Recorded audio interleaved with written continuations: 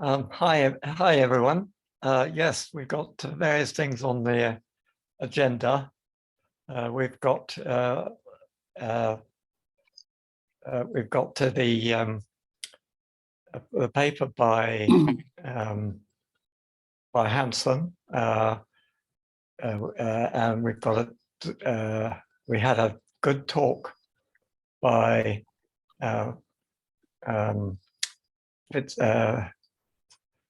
Sean Fitzgerald. Sean Fitzgerald.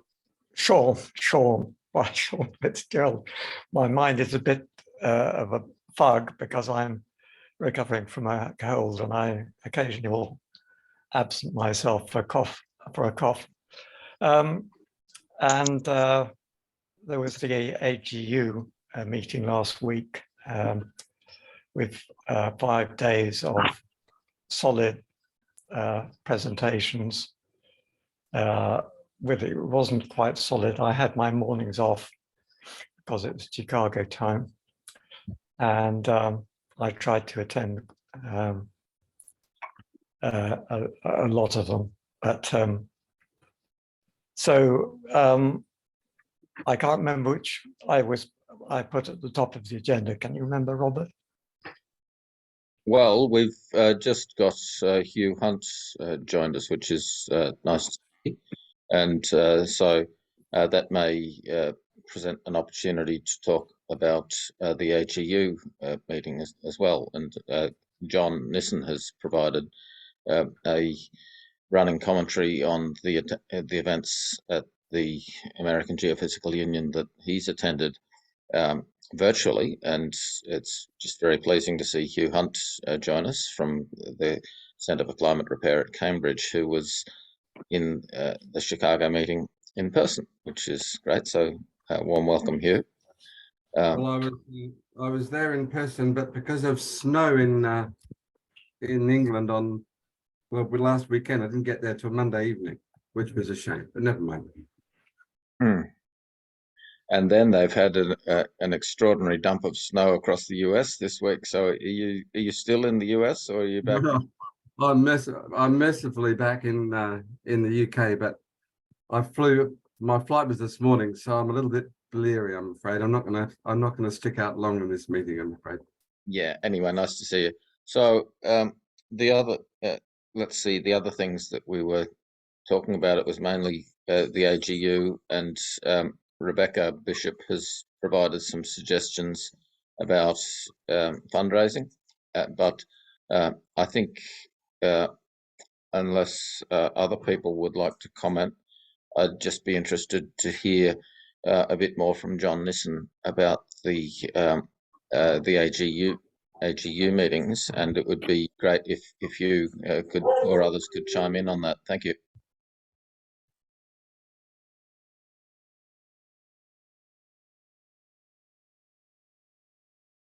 Yeah, so it was there was quite a lot going on, which seemed to be going to be relevant, and then I discovered it wasn't quite so relevant as I'd have liked.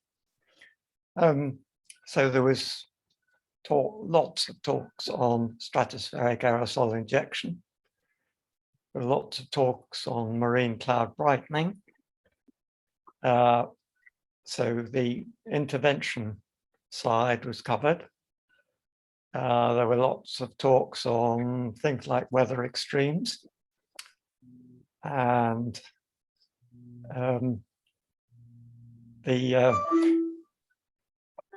what seemed to be missing was any acknowledgement that the Arctic had an effect on weather extremes, which is rather extraordinary. I think I found four posters when I searched on it, and one of the gentlemen had used a model to global atmospheric model, which showed that there was an effect of the loss of Arctic sea ice on the monsoons and he showed what this effect was. But he said the connection, the physical connection, is a mystery. So I'm not sure that he'd heard about the theory from Jennifer Francis that the rapid warming of the poles reduces the temperature differential between the Arctic and the tropics, and that weakens that gradient holds the weather systems together in 3 bands, and when you weaken it, the boundaries weaken as well, which means that the jet stream waves, also known as Rossby waves, meander further to north and south, and sometimes they tend to get stuck in places or move very slowly, and that gives rise to extremes. So there were talks on the flooding extreme in Texas, and I did have a chance to ask a question about the blocking effect, and he said yes, the main factor of which made the Texas flooding extreme 3 times worse than any of the others in the historical record was the fact that the lingering of the storm over Texas, and he said that yes, that was due to a blocking effect of jet stream. So that was a very positive message of support from just one author. None of the other authors on extreme seem to have considered that the Arctic might be an influence.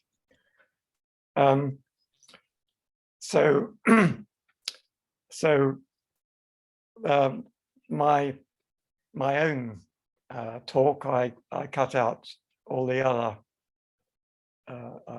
tipping points and just concentrated on that effect on weather extremes in order to try and get my talk down to 10 minutes, which I only just about managed.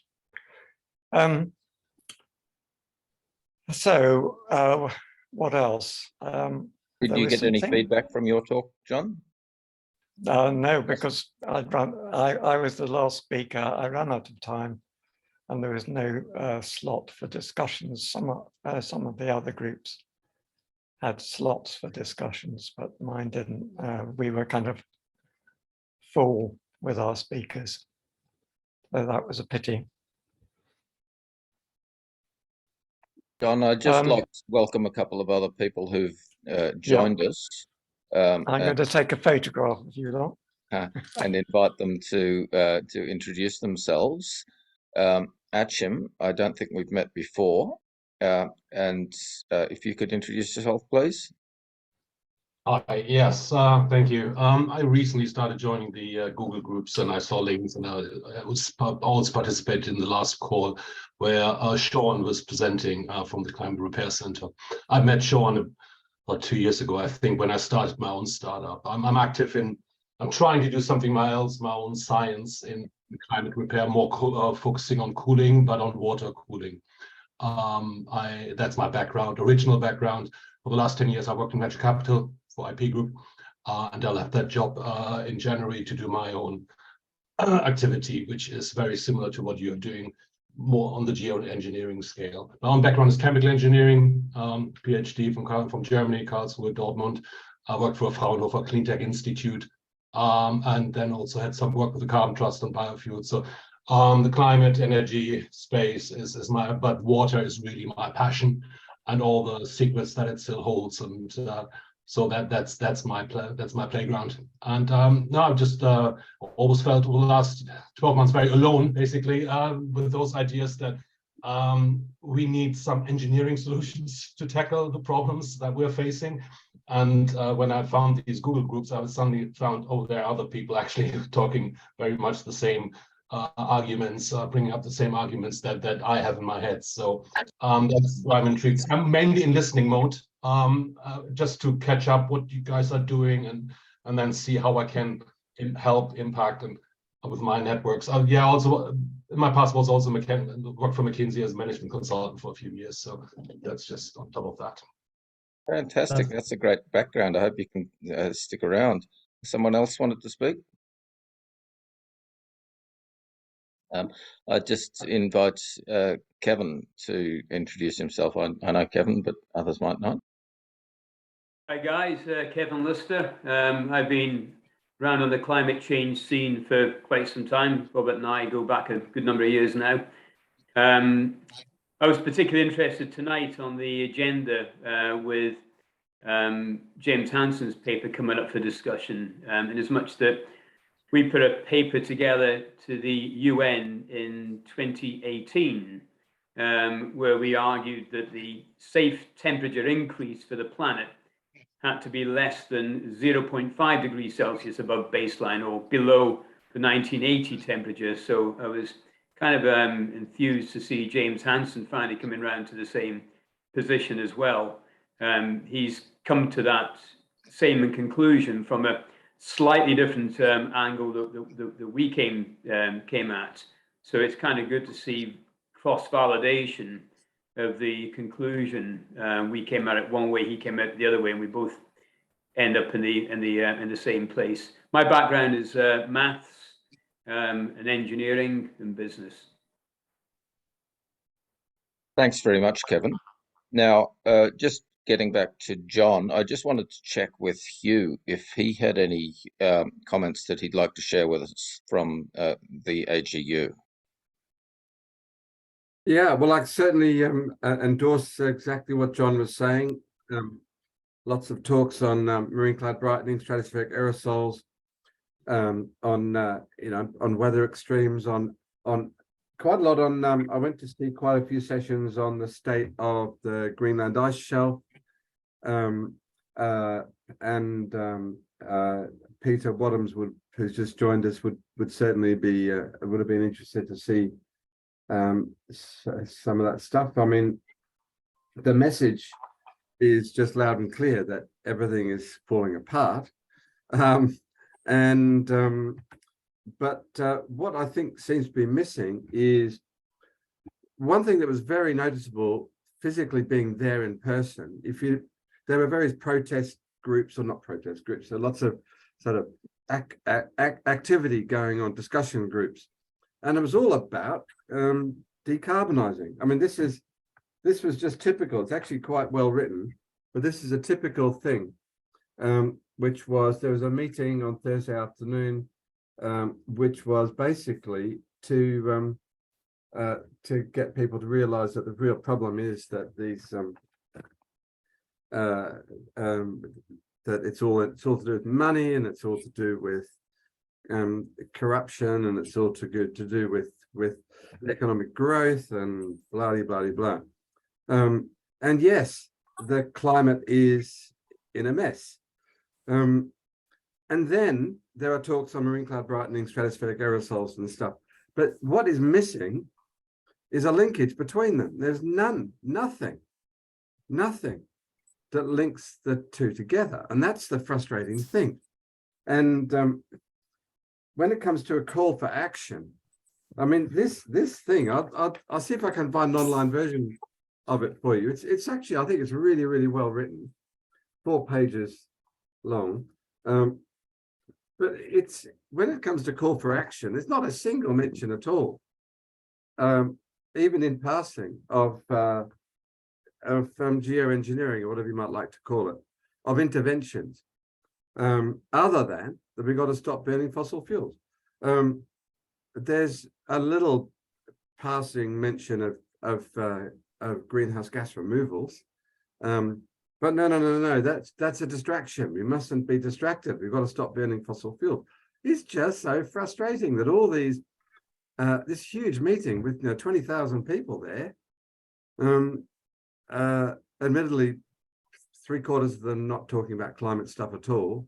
Some very interesting people about how do we, seriously, there were 20 or so posters and presentations on how to go about colonizing exoplanets. I mean, for Christ's sake, we've only just noticed that they're there, let alone know how to get to them. Anyway, that's just annoying. Presumably they're getting a lot of funding, which we could do with. So that's my frustration. But I thought that overall, the climate people I spoke to, the cloud physics people I spoke to, the ozone chemists I spoke to, were all very negative about stratospheric aerosols and about marine cloud brightening, just because of the risks. You know, what are the risks? What if it doesn't? What if it does this? What if it does that? And so there we are. We're still at this inability to deal with this risk situation, that the risk of doing nothing is huge. So we can't just be talking about the risk of doing geoengineering. But probably the most interesting thing that I went to was an event on I think it was Tuesday lunchtime. It was a panel, and I thought it was pretty good. It was a panel discussion about the ethics of geoengineering. And I don't know whether you'll be able to tune in to listen to it. But it was Tuesday, 11:30 till 12:30. The best bit about it, I think, was at the end, Wake Smith basically said that here we are agonizing over the ethics of whether we should do geoengineering based on this moral hazard idea that it might even thinking about doing geoengineering might slow down our imperative to stop emissions. But he said, a really good exercise to do with a bunch of students is ask students to write down 10 reasons why we are not slowing down on emissions reductions. Now, whether it's corporate greed or whether it's that the governments are in the pockets of the fossil fuel industries or what, write down 10 reasons. And the fact that we're doing research on geoengineering won't be on any of those lists. So the idea that anybody seriously thinks that the moral hazard is slowing down our rate of doing emissions reduction is farcical. And then he went on, I thought he said that he called stratospheric aerosols, aerosol injection, he called it the red light district of climate science, which I thought was quite good. But he then said that future generations will be looking about how to deal with a ruined climate that we have left them with. They will not question anything at all about stratospheric aerosols in any other way than as a palliative cooling effect. So here we are now being worried about the moral hazard, yet future generations will be thinking of it as a palliative measure, and moral hazard won't come into it. So when are we going to move from moral hazard to palliative cooling? And that's what I'd be interested to know. So I thought that was a good session. Right. Unfortunately, with these meetings, it's all about being, I think John was saying that there's no time for questions. Well, after all these sessions, people would hang around for an hour talking with each other. So that's when the questions, actually, the discussion sessions happen. And that wasn't online. So that's just, I think that's the thing about the importance of actually physically being at these meetings. Yeah, so some of the meetings, if you attended remotely, you had a box to click to chat. And then when you clicked it, it said chat disabled. There was supposed to be some tool you could use. Heaven knows what this tool was, but I mean, it made it so unfriendly. And at other extremes, there were meetings like the one we're having, where the Zoom was very satisfactory. But the AGU, the AGU really needs to sort this out and have a decent communication for the delegates that can't be actually in Chicago. More I interactive. noticed Rebecca and Doug have got their hands up. Yes, Rebecca. Hi, look, Hugh, I found what you just said then absolutely fascinating and straight to the point with plain language, that we are not connecting our picture of the solutions with most people's problem definition of the problem. Without getting on to any other wider topics at the moment, what I'm wondering is, can we write up somehow, and I don't know who the royal we is because I'm a generalist, not a scientist, but write up what you've just said and submit it to the AGU in their language. Like I find in this group, there is not too much, I'm not saying that, but there is so much technical discussion about what might work or mightn't work, what are the costs and benefits, and that does have to happen, I agree. But what our mission here in this group seems to be is saying we need to be doing more solutions, particularly stratospheric aerosol injection, or sorry, solar radiation management, which could be either one of the two things. But what you've just said is your summary of what didn't happen is what needs to be said loud and clear. And one forum for it, I think, is the AGU and their call for comments on their paper. I think we should just say this ought to be the mission of the AGU in relation to climate change.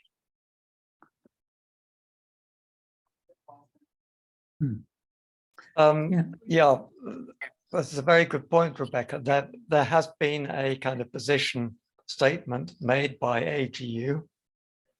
And we do want that statement to be modified in the way you suggest. We note one person who was on the panel who had input to the AGU position statement, which is a draft one. It's still in the state of draft for comment, but it will be published on the 19th of January, I believe. So yeah, that's something we can try and do over the next couple of weeks. Doug Grant. Oh, I have a question for Hugh in terms of the definition of geoengineering.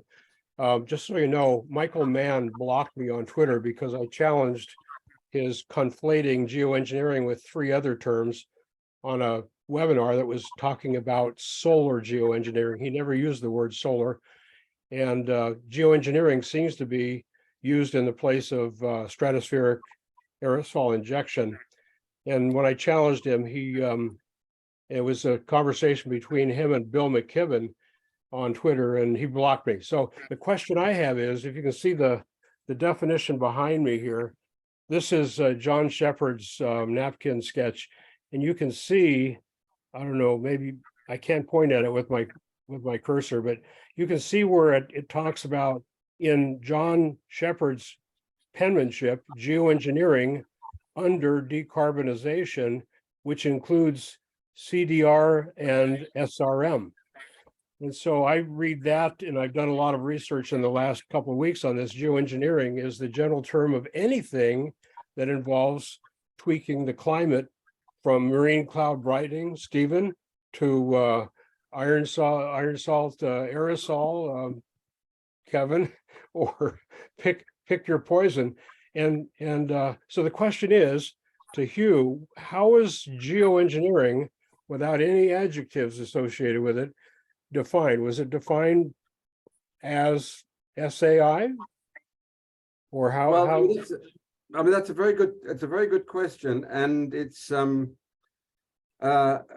almost invariably the first thing that people say when they're talking about geoengineering is they give their own definition, and they explain that it's all a bit complicated now because nobody quite knows what it is. If you look up the Oxford Principles, which I think are still doing the rounds, they have been for the best part of 10 or 15 years, geoengineering definition defines has solar radiation management and carbon dioxide removal, and it lists planting trees as geoengineering. You know, but nobody in their right mind would perceive, if you wanted to say that planting trees was geoengineering, you would definitely be shouted off the stage. So there's a gradation which we really haven't got our heads around. And biochar and kelp farming and algae and all the rest of it. So I think this is really interesting, but where we've got to now, I think, is that geoengineering has become associated with stratospheric aerosols, and I think that the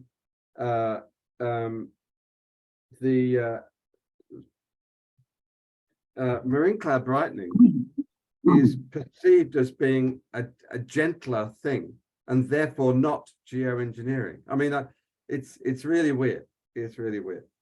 I'll invite Peter Wadhams to speak. Yes, I mean, I think following what Hugh said, I'm afraid I came late because of having difficulty getting on. But the expected thing that seemed to have happened at AGU and at COP27 is always the same. It's always that the assumption of everybody who's taking part, and the assumption of certainly all the kind of official figures, is that we must stop emitting CO2, which doesn't mean actually stopping, it just means reducing emissions. And reducing emissions always means still having some emissions left. And if you have any emissions at all, then we're causing warming, because we're putting CO2 into the atmosphere and it's staying there. So it's an admission of complete defeat by the whole climate change community that is talking all the time about emission reduction. And it's the challenge, I think, for people who would like to actually accomplish something, is how do we stop the world going on about emission reduction and start them going on about taking carbon dioxide out of the atmosphere, or doing something drastic like that, rather than simply reduce emissions, which means we're doing the planet in a slightly slower way. I think that I've just put the link to this thing in the chat at www.bamn.com, and it's exactly as you say, Peter. It's totally about emissions reduction. Yeah, if there's no discussion about anything except emission reduction, then what you're saying is, well, we're giving up. We're going to let the world. It's like having a clock, having a clockwork train or something. It runs down, and you've had it. There isn't a. So long as we're not focusing on carbon dioxide removal or marine cloud brightening or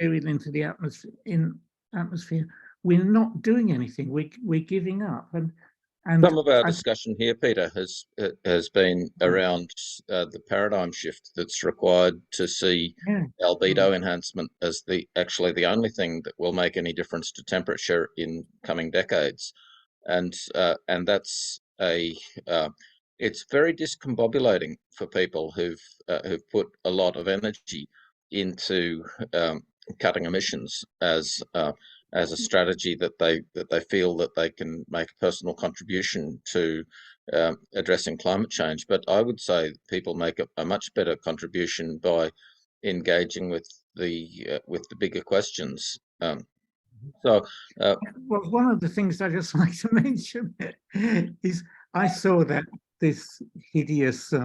anti-geoengineering diatribe, and some of the statements seem to be actually insane. And the most insane person, without wishing to be personal, but naming him anyway, is Pierre Humbert, who's a professor at Oxford. And he's a sort of a joke figure. He looks like a joke figure, but his dangerous nonsense that he spouts is that it's positively evil for us to do marine cloud brightening or to do anything to do with advancing geoengineering, because it's kind of morally evil and mad to do it. I mean, he talks about things that are mad, while in fact he himself gives all the evidence.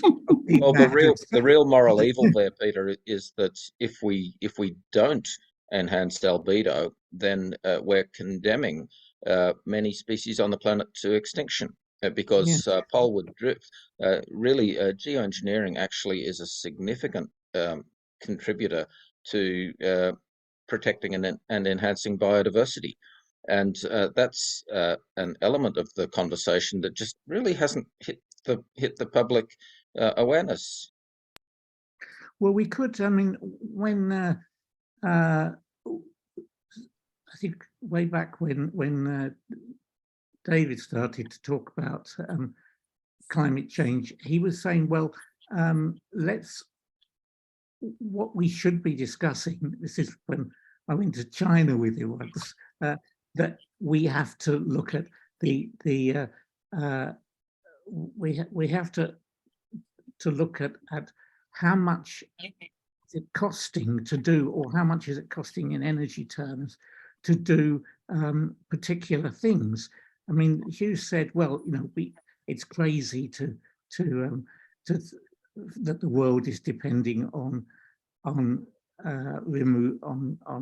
reduction of emissions, but you can quantify, and that there's a whole science of this, which in fact there's a department in Cambridge that does it, which is concerned with how can you quantify the energy needed to do particular things, and how can you compare them? Like, you ought to be able to be possible to quantify what the impact of emission reduction of a certain percent would be in relation to the impact of actually removing CO2 from the atmosphere or changing albedo. You can quantify these things, and nobody's doing it, because if you quantify it, you'd see immediately that emission reduction is a dead loss. And once you accept that it's a dead loss, then you've got all these other solutions that you can pursue, but you have to it's not a dead loss. It's got to be done in conjunction with, we've got to reduce emissions, we've got to get CO2 out of the atmosphere, and we've got to enhance the albedo, and we've got to do all three of these. We can't just do just one, pick and choose which one do we like the most. I think Robert's got that stuff to say on that. I don't know whether you want to barge in on that, Robert. Chris? I'm happy to, but I don't want to steal David's place in the list here in the order. Oh yeah. So, David, are you happy to just hold off for a second? Yeah, let's just hear from David and then Robert, Chris, if that's all right. Yep. Yeah, I mean, I reckon if you're using, I try to avoid using geoengineering, because it's clear that geoengineering is bad, and it's emotionally bad. And if you're trying to use a dictionary definition or someone else's definition, you're already losing the argument. People I've talked to are afraid of the sorcerer's apprentice problem. They're afraid of anything that's technical, because technology has caused the problem.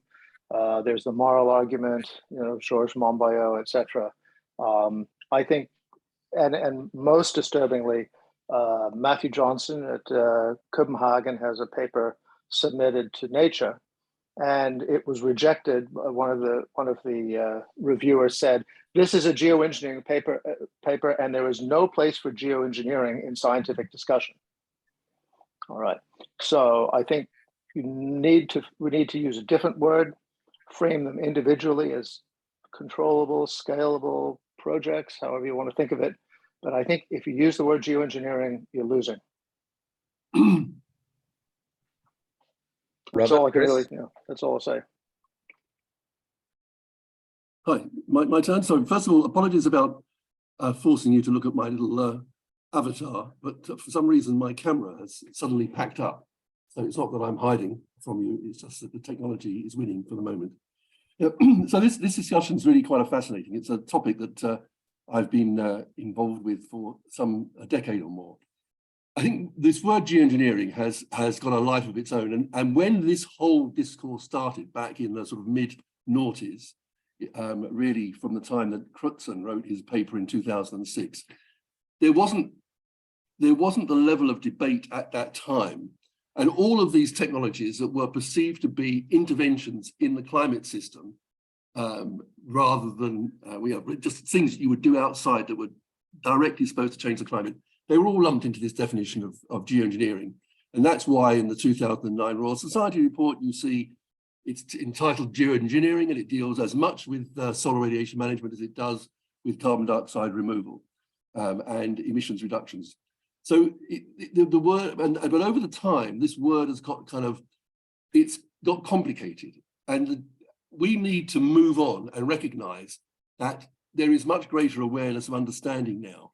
So in this conversation we've just been having in the last 40 minutes, Robert has used the expression for the first time, albedo enhancement, which I think is a term that he and I, it kind of emerged in an email exchange that he and I had a short while ago. And it does seem to me that what we should try and do now is to implant the term albedo enhancement in this discourse, because it does describe very accurately what all of these ideas are supposed to be doing. And it enables you to say, when people say, well, what's albedo enhancement? It gives you the hook on which to say, well, it's an umbrella term for all these things, because ultimately we need to enhance the albedo. And you can explain why we need to do it. And you can then talk about the benefits and disbenefits of the different ways of doing it. You know, if you want to put your bits of tin foil at the Lagrange 1 point a million miles from the Earth, that's still albedo enhancement. Just as much as genetically modifying crops to be lighter and therefore reflect more sunlight. So I would really, first of all, say, yes, let's push this term albedo enhancement and use it as much as we possibly can to get it out there into the public discourse. The point that Hugh was making just now about the fact that we've got this three-legged stool. You've got the emissions reductions, you've got the greenhouse gas removal, and you've got the albedo enhancement. I've just written a paper which has been co-authored with David King, which right now, as we speak, I'm struggling to get into the conversation. But essentially what this paper says, it's only 1,500 words, not even 1,500 words. It basically says that we need to be clear about the distinction between necessary and sufficient. And we are no longer in a situation where emissions reductions are capable of being a sufficient response to climate change. They may well have been in 1990, when the hill was much lower and the task was much more tractable. But now emissions reductions simply are not sufficient. It doesn't matter if we went to zero emissions tomorrow, it still wouldn't be enough. Similarly, greenhouse gas removal has exactly the same problem. If we go to net zero tomorrow, even if we went net negative tomorrow of 10 gigatons or whatever number you want to put on it, the problem is that there is heating, there's warming in the pipeline, and ultimately the perils of climate change arise most immediately from warming. It's not from ocean acidification. That is an issue, but it's got a much longer time frame associated with it. It's all about the warming. So we have to deal with the warming. And the simple fact is that no amount of dickering around with decarbonizing our emissions or decarbonizing the atmosphere is going to bring the temperature down as quickly as it needs to. The only way of doing that is with albedo enhancement. So you've got these three things. And none of them is sufficient. None of them will work on its own, because even if you did the albedo enhancement, that wouldn't be sufficient, because basically you're just building up further grief down the pike. You've got to do all three in earnest simultaneously, And even doing all three is not necessarily sufficient, because you've got to do all three at sufficient scale and at sufficient speed to make the portfolio of responses sufficient. So this whole argument about moral hazard is a complete canard. When I wrote about this 10 years ago, I don't see that the argument about moral hazard is not moral hazard. What it is, people that claim moral hazard are actually reckless. They are behaving recklessly and selfishly. So when anybody talks about moral hazard, just throw it back at them and say, that's not moral hazard. Moral hazard is not immoral. Actually, I mean, there's a long history about this in where the term comes from, and it's a morally neutral term. And it's only been, again, a bit like the word geoengineering, it's acquired a whole new set of nuances in recent times. But ultimately, just as has been said by more than one person in this conversation, moral hazard is not a basis for making decisions about whether you should or shouldn't do anything in response to climate change. So just to sum up, we need to be clear that all these three responses, albedo enhancement, emissions reductions, and greenhouse gas removal, are all now necessary, and they will only be sufficient if done at speed and scale as a package necessary to make it all work. And we won't know that it's sufficient until in the future, when we get there. Then we'll know retrospectively that it worked. So that's, I mean, I think I wanted to sort of leave it there, but I mean, these things are a big problem. Actually, one other point I just want to make, because it came up particularly evident in Peter's frustration. I am firmly of the belief that we, and by we I mean the sort of the scientific community and those that are close to it that are commenting on this, whether as climate scientists, as engineers, or others, even the social sciences that are close to the climatic aspects of this, we are going to get nowhere on this, because until climate change ceases to be framed as essentially an economic issue. So long as it's perceived through the lens of economics, get the word out, so long as it's seen through the lens of economics, that responses to climate change are marketized. It's all about, how do you structure this response so that you can get the private sector on board? They didn't do that when they were thinking about going to war in Vietnam or in Germany. You are faced with an existential crisis. You throw everything you got at it. You don't think, how can we fight this war more profitably by marketizing, whatever it is? Obviously, profits will be made by private enterprise, but that is a secondary consideration. It's a kind of almost an epiphenomenon, not a primary focus of the response. So we need to get away from this whole idea that climate change is an economic opportunity, a profit opportunity, because it isn't. It is far from that. And until we do that, governments will not grasp the nature of the problem that they are trying to deal with. I'll stop there. I could go on for a long time. Thanks, Robert. I'll stop I'd like to check if you or Peter have any response before we come back to John Nissen. So Peter Wadhams. Can I? Okay, we'll just go straight to John Nissen. Yes, please. One of the main points from takeaways from James Hansen's paper, Global Warming in the Pipeline, he absolutely decries the IPCC for pretending that the temperature is going to come down. It's going to go up, and it's going to go up faster. And no amount of emissions reduction is going to stop it breaking through 1.5, 2 degrees. And this is made worse as we reduce the SO2 aerosols, which are cooling the planet. And Prague has produced a diagram, which I think everybody here should have seen or will have seen, showing various curves. The green and the brown curves on the diagram. I don't know if anybody can screen share this, but show the pathways that we're on. Either a kind of business as usual, and if the activists get their way and get decarbonisation very aggressively, then we're able to get even greater. So could we show this curve to? Can I just say, James John? Hansen? Can I just say, John? Can I just interrupt you a moment? We on the scientific side, we need to come to terms with the fact that that there are only so many climate angels you can stick on the head of a pin. We know, we already know enough about what the consequences are, what the trajectory is.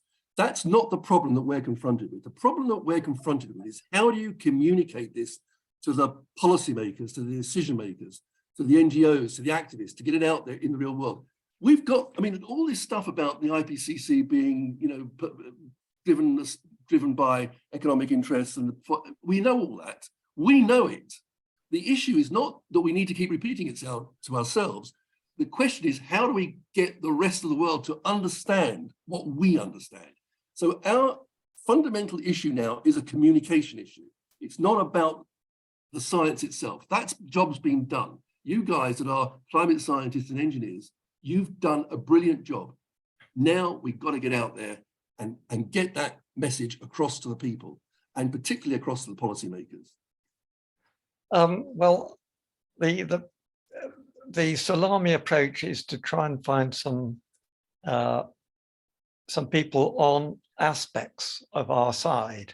So we have James Hansen is extremely influential among climate activists. He's almost, you know, he's a guru status. And he's on our side on at least two counts. One is that the temperature is going up and something needs to be done thank you. Something has to be done to reduce that those curves. And secondly, something has to be done to prevent tipping points tipping. And what we've drawn with the blue curve is what's needed to be done to avoid the tipping points in the Arctic. So we need to bend that curve down, get it down, get the Arctic refrozen by 2050. We need, well, that's the kind of target that we've been suggesting. And the purple curve is to, sorry, it's just disappeared. But if you saw it, it was just to the right of the blue curve, and that's global cooling. So, can you see the purple curve there? It's yeah, thank you, Doug. Gets the global temperature down to that 1980 figure, which somebody suggested in a paper was an appropriate level, reasonably safe. 1980 is quite a good date to choose because that was the date when the Arctic started, Arctic sea ice started its retreat in earnest. And you started seeing the actual sea ice volume deviate from the models, and it deviated considerably much after that. So we've got James Hansen on two of our points. He's still against geoengineering, but he can't really square his circle without it. Actually, that's not entirely true, John. John, that's not entirely true, because in this paper, he does actually acknowledge in terms that some solar radiation management will be necessary to bridge the gap. He does say that. It's not, he doesn't dwell on it at length, but he does acknowledge the point. Yes, you're right. I'm criticizing him too much. He does mention it. So perhaps we could use a kind of lever in there, a wedge to open him up on that. So I think I don't know what kind of paper, what kind of letter we could write to him. Perhaps a personal approach would be best, just to get him discussing it. Can I just go back to where we're up to? So Aria has put a comment in the chat. She did have her hand up, but she's taken it down again. So if Aria wanted to speak to that comment, that'd be okay. Also, Jonathan wants to speak. Hi, Robert. Yeah, no, thank you. I got disconnected and then pulled back in, so that's how my hand went down. So yeah, I mean, I think I really appreciate all the statements here and kind of getting refreshed on how urgent the situation is. Now, I do think that it is so important for us to be really cognizant of language that is easily understood by a general public, and recognizing that policymakers also don't necessarily understand these higher level scientific terms. So things like albedo enhancement, I certainly would volunteer the potential for there being another interpretation of that around cooling or polar brightening, other language that the group could unify behind, that pulls in, that helps to translate to an audience that needs to be reached in order to help shift their opinions of these important techniques as well. Yeah, it's a really good point, Aria, and I've been calling for Brighten the Planet, and in discussing that with Robert and Chris, there are three meanings of Brighten the Planet that Right. we can increase, we can enhance albedo, we can increase our intelligence a bit, how we're talking about all of these things. And now, what was the third meeting? Robert might be able to remind me. Cheer sorry, it's about cheer ourselves up. It's about our mood, yeah. So brighten up, yes, that's right.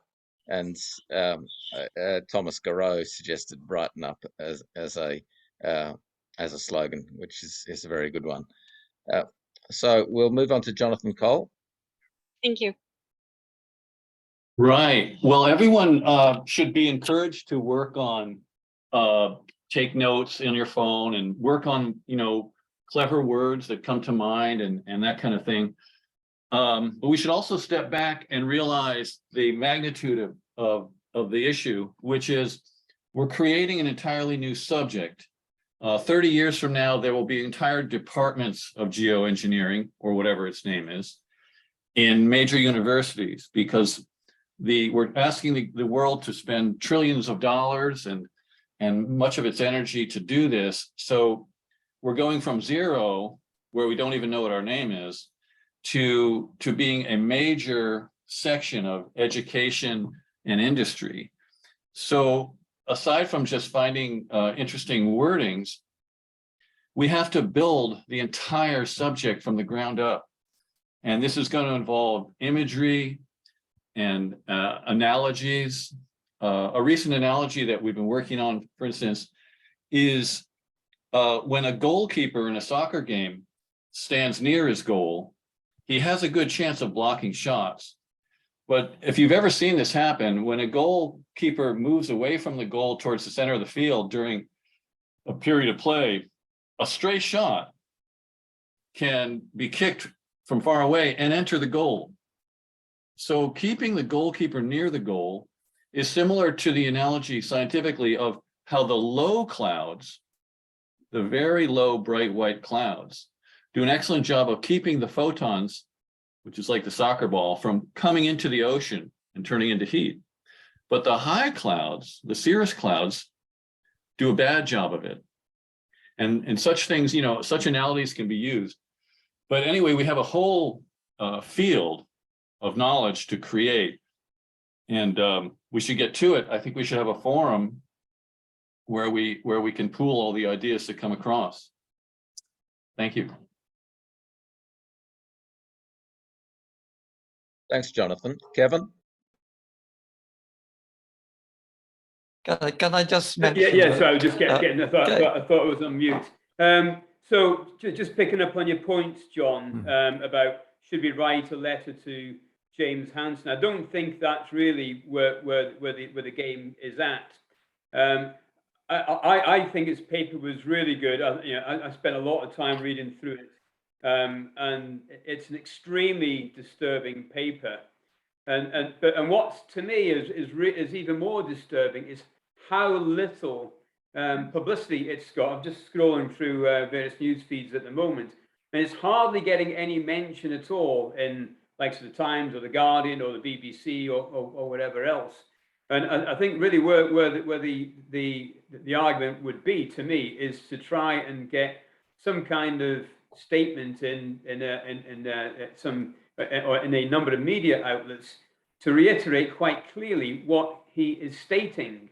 And what he's stating is, first of all, that we have had a significant amount of aerosol cooling, basically right the way since the beginning of the Industrial Revolution and before, over the last 6,000 years, from the burning of forests and the use of burning of wood for fuel. So he's really articulated the importance of aerosol cooling. The other thing that he has said is he believes, and I stand absolutely fair square behind him, that we have 10 degrees Celsius of heating in the pipeline. And he suggests in the paper that this may take a good period of time, and the people alive today may not see the 10 degrees Celsius, but at 4 or 5 degrees Celsius, we're going to be dead anyway. And I would suggest that his hope that it will take a long time to get to the 10 degrees C is, might well be weak and unsubstantiated. And what this paper really is a paper about the end of pretty much all life on the planet, and that significance has not been captured at all. The other thing he talked about as well that we've touched on here was tipping points, and he talks about 2 tipping points in the paper. One about 1970, when we tried to reduce aerosols through cleaning flue gas on power stations, and then also another tipping point was around about 2010 with the emergence of the Chinese economy, and again, he's addressed pretty solidly tipping points. So he's speaking the same language as us. The other thing that was really important was he reflected the same thing that we said to the UN Tanaloa dialogue, that we need to target the temperature back to mid-century, back to sort of 1970 or below. And in the Tanaloa paper that we wrote, we suggested the upper limit was a 1980 temperature or 0.5 above baseline. So again, what he's looking at significantly in his paper is establishing a scientifically set temperature target rather than a politically set temperature target. And they're the big things. And they're the big things that the politicians, the media, the general public will start looking at. And the only conclusion that you can come to from that is that you cannot get to those temperatures unless you do albedo enhancement.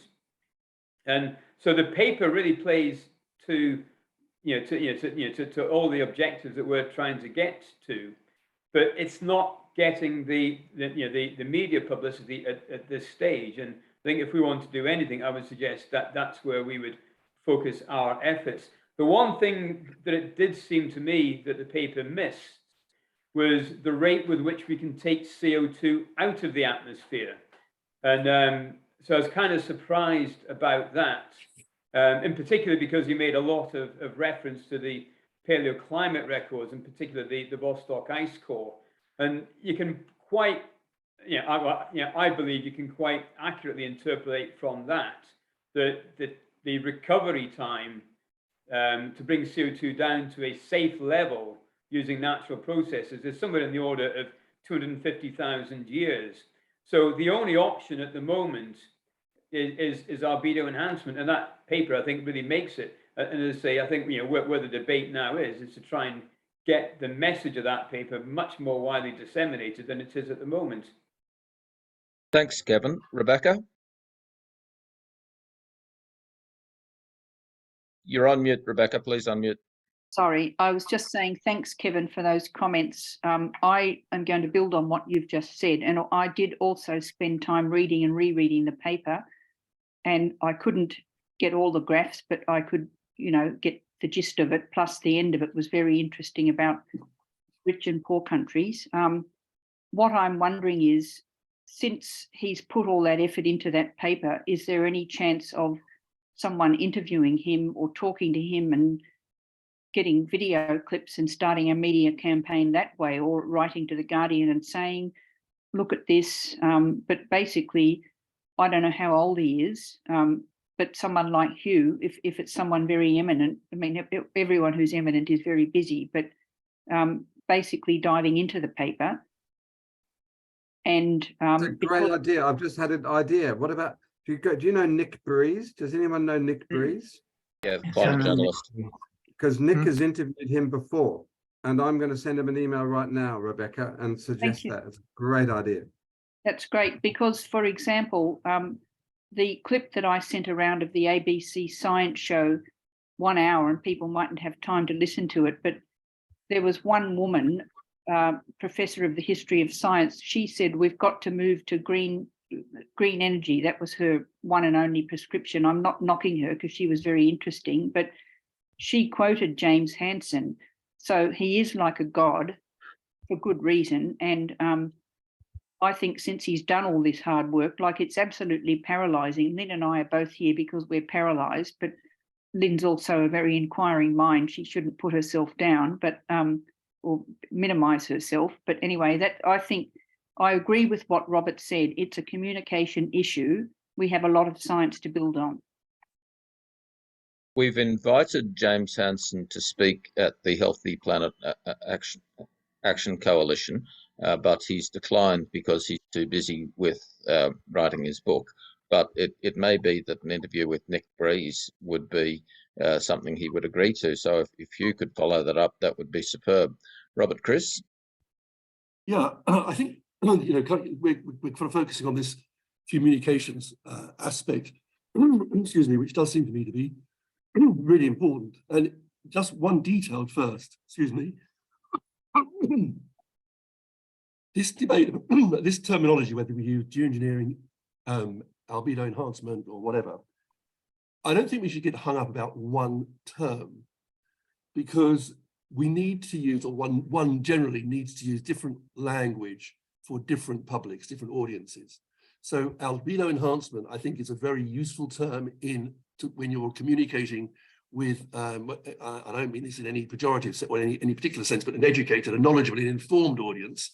But obviously, if you're talking to the general public, then something to do with brightening, planetary brightening may well be a more suitable term to mean the same thing, but you're communicating in a different way.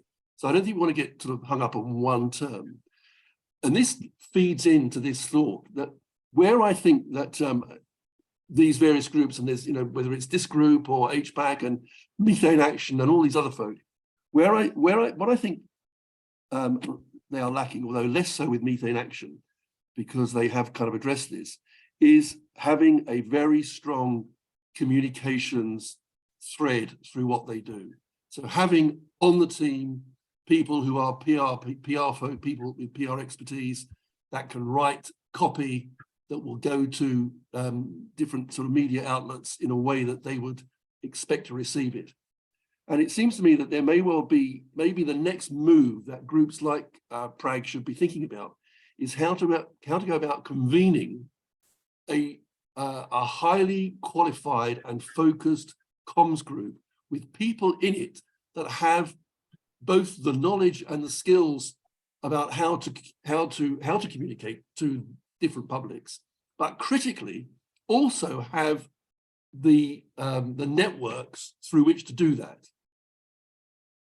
Because one of the problems that we will have is that we're all kind of all in our little silos, and it's very difficult to kind of get into these other areas.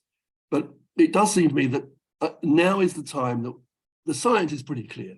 We don't need to dwell on that and mither over that too much more. What we need to do is to find ways of getting it out there without dumbing it down unduly, but communicating it in the right way to the different audiences to whom it has to be communicated. And that needs, and with the greatest respect, I don't think that I'm qualified to do that. And I suspect that most of the other people on this call, that's not the common skill set here. But there are people out there that have that. It's the suggestion that Rebecca Bishop presented in her call for us to seek philanthropic funding, and so I've circulated that with the notice of this meeting, and I think that would be like, obviously we just need to move forward on an organisational basis, and as well as people with the skills, we have to have people with the time and understanding and willingness. And it may be, as Aria has commented in the chat, that it's something that can only be done if we pay for it, and that means that the website needs to be upgraded in order to solicit donations, and we need to take an organisational focus. I just like before going back to Aria, Peter Wadhams wanted to comment. Just check with you, Peter. Yes. Yes, I think my point was it is possible, and what we're saying, it's the people, you have to have the skills to get across these facts, and that's what we lack and what we need. But it is possible to do it. I mean, I was doing it or trying to do it with A Farewell to Ice, and you got to trying to get basic facts across in a way that are understood and grasped, and people then act on them, are prepared to. So in that sense, something that is a little bit not dodgy, but a little bit something that needs discussion is this albedo enhancement term, which is a new one. I've only just heard it, and at first sight, it looks well. First of all, it looks good. I mean, I can see textbooks on a textbook of an introduction to albedo enhancement, but it's not one of the things that would mean a lot to uneducated people. It seems to be descended from solar radiation management, which itself is a term that's kind of died out, because that sounds as if it's a sort of managerial business with people in suits doing things. So somehow we still got to find the word that covers all the things we can do that actually bring us to a cooler climate. That's not removing and not reducing our emissions, but all the other things that we can do. And albedo enhancement covers most of that, or some of it, but it still doesn't cover all of it, because it sounds as if you're just doing something with radiation, whereas what you're trying to do is a mixture of radiation changes and compositional changes to the atmosphere. I'd like to see if we think of a word, a term that will actually, people will suddenly say, yes, that's what's needed. That's what we need to do. Let's go and do it. So we've had quite a lively debate, Peter, about the balance between radiation changes and atmospheric chemical composition. And so, for example, Ye Tao is quite critical of the contribution of changes of atmospheric chemistry to actually preventing climate tipping points. But yeah, so respecting that scientific debate while trying to find popular language presents quite a challenge. Aria.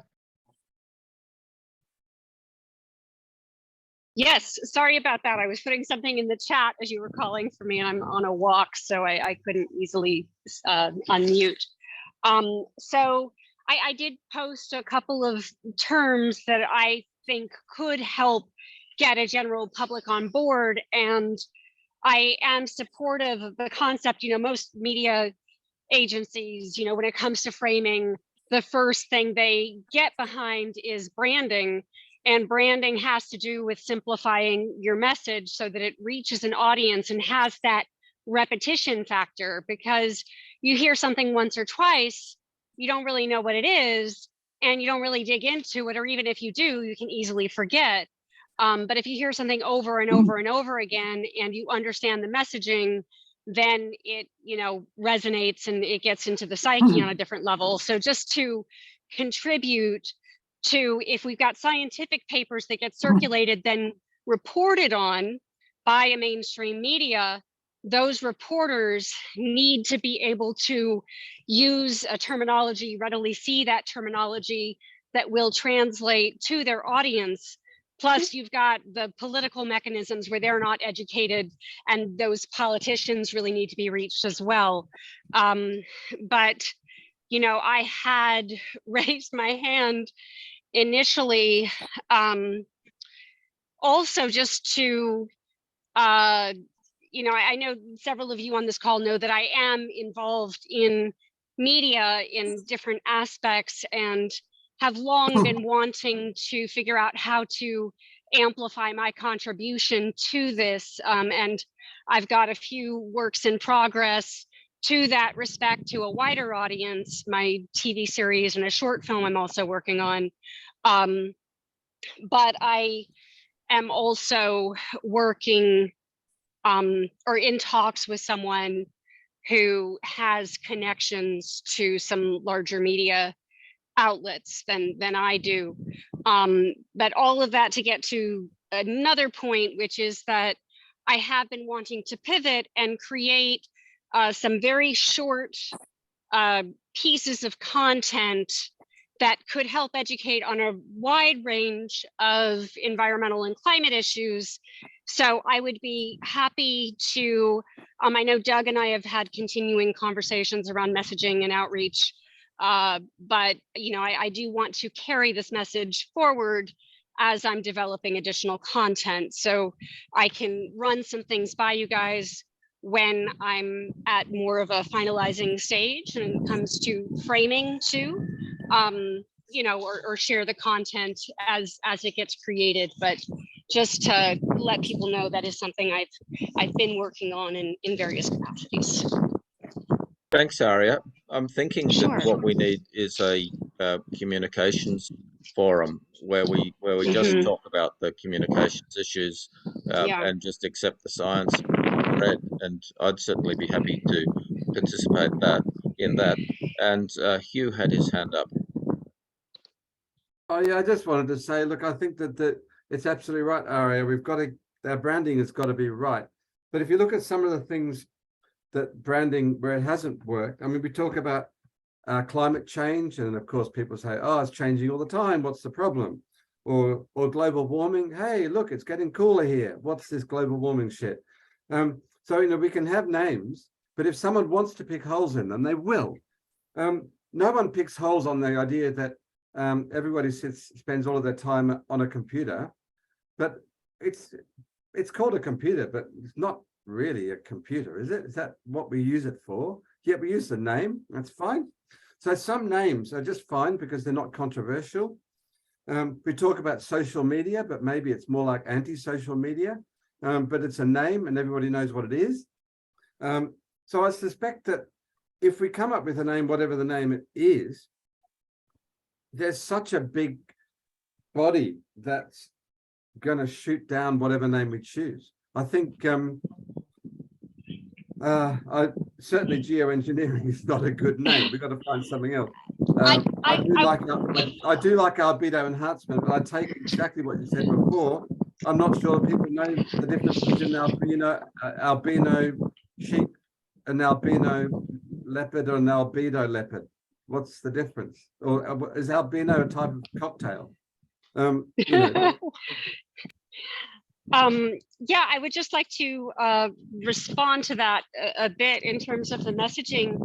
I think that obviously we know we have various financial interests who have gotten a political party behind opposing much of what we would bring up, so that's our kind of Achilles heel that has been there for a long time. But I think that we can take many lessons from the kind of backlash that we've gotten when it comes to creating better terminology and reaching a wider audience. And I think that we are living in times where so many people are experiencing the results, and so we're going to have more success. I would hope and believe in kind of melting away some of those responses, and that creating the right messaging could be incredibly crucial to be able to do that. Now, I'd just like to check if Jakob would like to speak to the comment that he made in the chat about following up.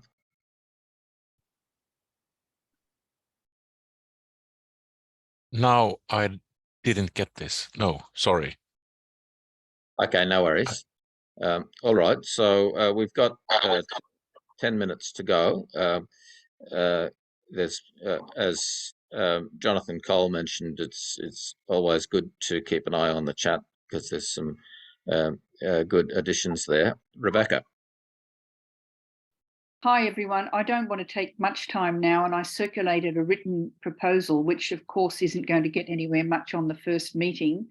What I'd like to say is that I was tuning into the same energy as Robert, Chris, and really lots of us today about the communications challenge, and I felt quite despairing after I listened to that 1-hour science show last week when two eminent people were talking around the problem, not the solution. What I want everyone to know is that I rang up one of my friends from some democratic reform work that I've been doing, who's in the space of funding, and he said to me, "Oh, do you mean sulfur dioxide?" And he knew all about it, and like not in any detail, but he kind of, there's this world out there that if you're in the public policy or in the kind of Twitter world or the world of policy, you know all this stuff, but I don't think he's spent time. He's so busy. He said, "I'm not even really going to have Christmas." And I managed to get 5 minutes in his diary with the phone. Or like him, do not sit down and try and think of coherent solutions. But what he said was, we can help you frame it once you have got something that can be looked at, this group, I mean. So I think it's a bit premature for today, but I'm just saying there is help out there in the professional world of framing and communicating, and the particular space they're in is democratic comment. It's not about opinions, it's about helping to shape decisions by letting people think about things. So that's all I want to say at the moment, but I did put that little thought piece out there. I actually agree with what Akim has said in the chat, that Sean Fitzgerald recognised that the Cambridge Public Opinion Survey found that half the population, and it looked to be an increasing share of the population, are in favour of geoengineering.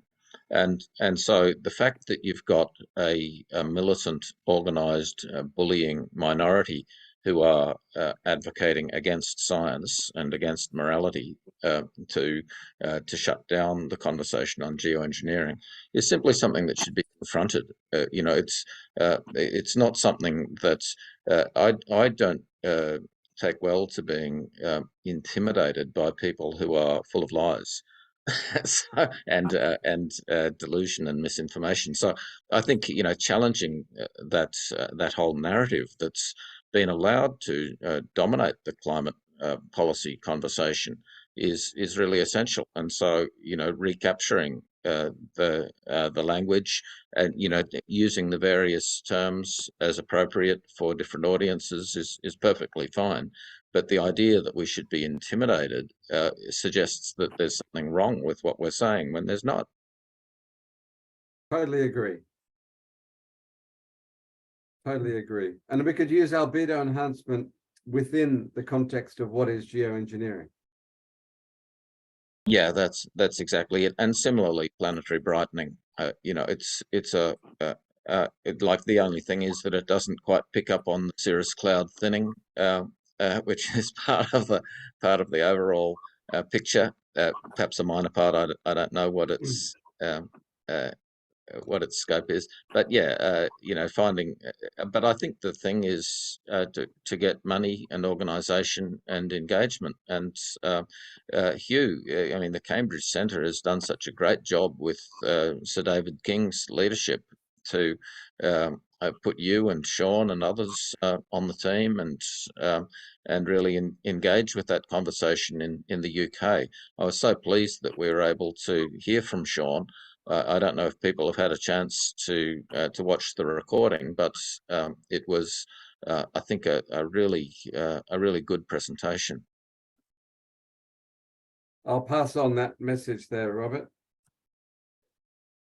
Thank you, Hugh. So I couldn't agree with you. I think that what I feel is if we've done nothing else here in Cambridge, this term climate repair is kind of a new one on the block, and refreezing the Arctic. It gets people's ears up. They're thinking, what's this? Refreeze the Arctic? Why do we need to do that?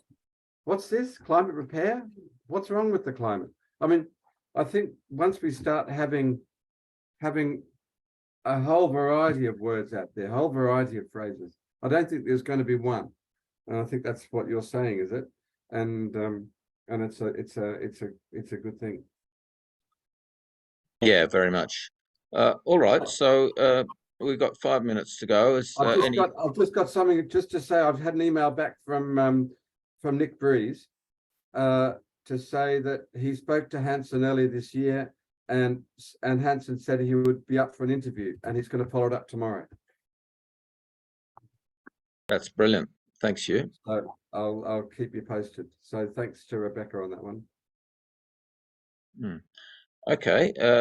Any other final comments? Akim.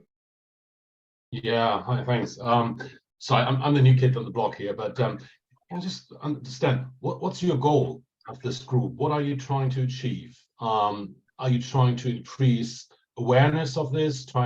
Is it like a think tank, or are you trying to bring the technologies online, enhance that? I'm not 100% sure here at the moment. You said it earlier, Robert, that we need to get to the next stage. What is the next stage? Is it convincing politicians?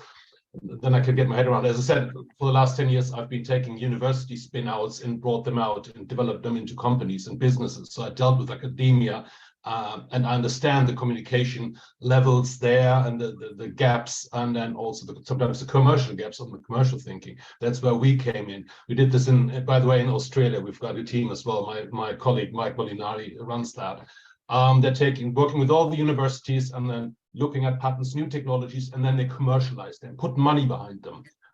Is that something the group is behind, or is it more of the think tanking? Is it influencing politicians and so on? Again, apologies, I'm new kid. At this stage, it's mainly been a discussion group, and we don't have the resources to do anything. And so what we need is the resources to, so the first thing that we've been doing is clarifying our message. And I think John Nissen has been leading on refreezing the Arctic as an agenda. We've never seen any high-profile op-ed comment piece in any newspaper that's advocated the view on climate change that we as a group are presenting. I would see that as a really important next stage, if it were possible, to speak to journalists to get this perspective into the public conversation. I would see that as a precursor to conversations with politicians, because politicians will say, well, there's no public traction for this, so we'll ignore you. Whereas what we need to do is gradually build the public traction with the view that, I mean, the way I've been putting it is that we need a sort of moonshot agenda for this decade to see planetary brightening as setting specific goals for this decade, but getting that into a broader conversation is a precursor for that. Thanks, Achim. I've had op-ed pieces in Italian papers like Corriere della Sera, and they're very welcomed there. So there are places where it's not difficult to get to say what you really need to say about climate change when there's a receptive audience. And Italian people who read papers seem to be such an audience. Yeah, and some radio programs as well. Kevin. Yeah, thanks, Rob. It's just one last quick one. It comes back to the first point that John was making today, when he was talking about how the rising temperature in the Arctic is causing the stickings of storm systems, and how Texas got flooded out because of the rising temperature in the Arctic. So I guess my question from that is there any papers or work done, or is there even anything that we could start thinking about that would correlate how quickly, or correlate the relationship between rising Arctic temperatures and increasing staticness of storms and storm damage? Because I think that would make a really powerful argument about the increasing importance of solar radiation management, geoengineering, whatever you want to call it. To actually say that, in say 10 years, we expect the temperature of the Arctic to be another 10, 15 degrees higher. Therefore, the storm systems will be 50% longer, and the storm damage will be another 300 billion or trillion or whatever pounds. But it seems to me that there should be something and there should be some modeling or maths that we can do to start at least getting some idea of what the upper and lower bounds of the intensifying storms are likely to be. Yeah, that's stuff that John Nissen is well across. I think, though, that we've come to the end of our time today.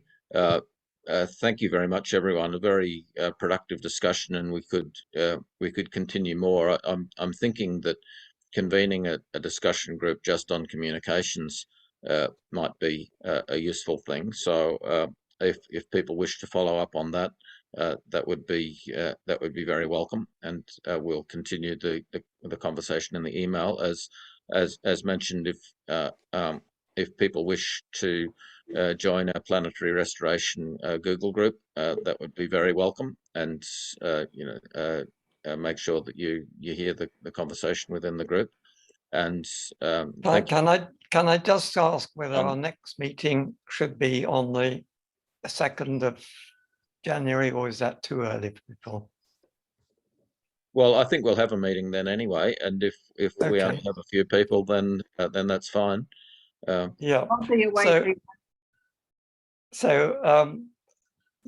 So before you all go, suggestions as to how what kind of group we could convene of communication people.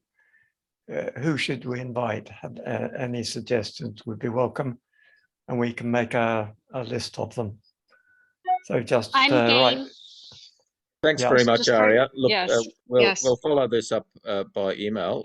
I think Rebecca's paper is a good starting point, which we've talked around some of the issues there, but we'll just continue that discussion by email until our next meeting. So thanks very much, everyone. All right. So see you after Christmas. Happy Christmas, everybody. Bye, Yes, everyone. Happy Christmas. Happy Hanukkah as well. Happy holidays. Yeah. And I'm just going to